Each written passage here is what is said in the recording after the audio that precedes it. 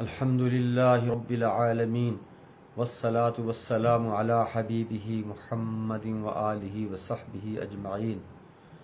عن ابی ہریرہ رضی اللہ تعالی عنہ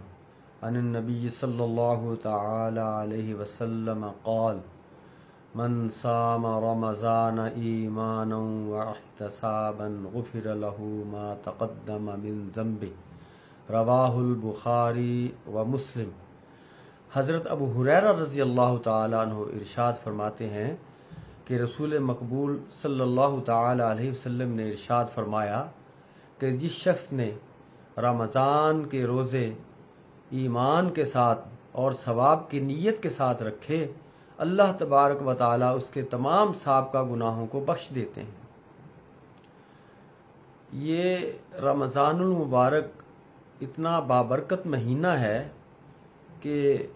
رسول اللہ صلی اللہ علیہ وسلم کا ارشاد ہے کہ جو شخص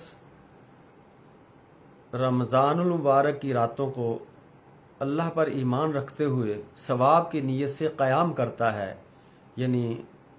پنجگانہ نماز کے علاوہ نماز تراویح اور نماز تہجد کا اہتمام کرتا ہے، تو اس قیام اللیل کی برکت سے اللہ تبارک و تعالیٰ اس کے تمام سابقہ گناہوں کو بخش دیتے ہیں۔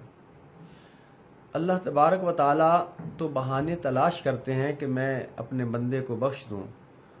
اور اس سے بڑھ کر کیا ہے کہ نبی کریم علیہ الصلوۃ والسلام نے فرمایا کہ ہلاک ہو گیا وہ شخص، محرومان قسمت ہے، بدقسمت ہے وہ شخص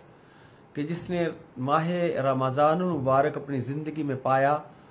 اور اس میں روزے رکھ کر اللہ سے معافی مانگ کر اپنی بخشش نہ کروا سکا۔